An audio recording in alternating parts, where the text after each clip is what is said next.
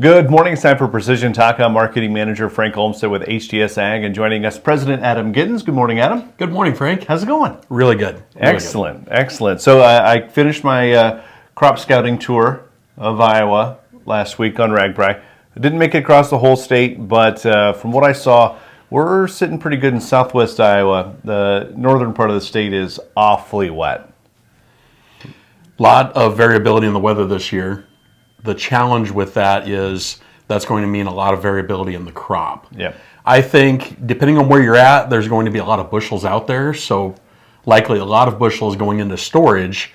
But with the variability, some hailstorms in certain spots, really wet in certain spots. So windstorms we've had. Windstorms, that starts to create some varying conditions of the grain quality, which just makes it that much more important to have a really good monitoring system in there to understand what it is we have in the grain bins and how we can keep it in condition.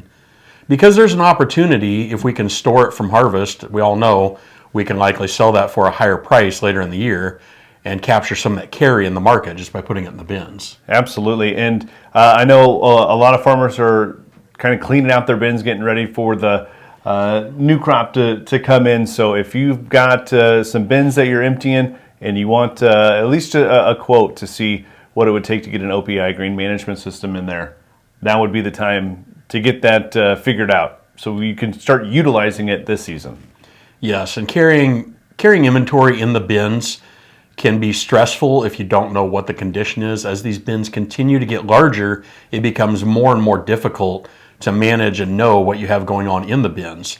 No longer can we just crawl to the top of the bin and do a sniff test and know what the whole bin looks like. Having moisture and temperature cables down through that grain profile gives us that information and helps us know how to manage that grain properly throughout the season. Absolutely. And if you've got multiple bin sites and you want to maybe automate those, there's a possibility for that as well, so you don't have to drive out to all these locations, climb up and stick your nose in the bin. So we've got a solution for you there. Well, with some new product offerings from OPI, we've got the new Omni cables coming, and we've got the new Epic system coming out, which is a lower price monitoring only solution for now. We'll add fan control to that later. But that system looks to be very promising for guys that have one bin here, one bin there. The cost to do that used to be a little bit prohibitive because of the infrastructure required for the first bin, and we no longer have that hurdle to clear. Yeah. So, you can get more info on that. Here we'll give you the info on how to do that here at the end of the episode. But I also wanted to talk about Ag Leader is doing their promotion Save Now, Plant Later, where you can get $75 a row off when you upgrade with Seed Command, up to $150 off per row when you combine SureForce with SureSpeed or SureForce with SureDrives.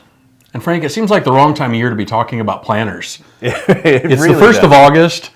We really should be thinking about other things. But this is an incredible opportunity to save some money.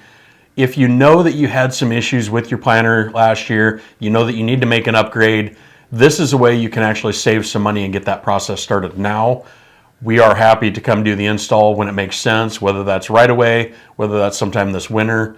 And maybe you want to do your own install and save that part of the labor as well. If you've got a nice shop you can work in this winter, get that stuff ordered now, save yourself some money, and be ready for planting in 2026. Absolutely. And then another thing to get ready for would be upgrading your monitor or maybe even your steering with the, is it swap it out, step it up, or step it up, swap it out?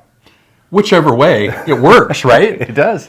Frank, we've talked a lot about the new Go 16 and Go 10 displays from Ag Leader.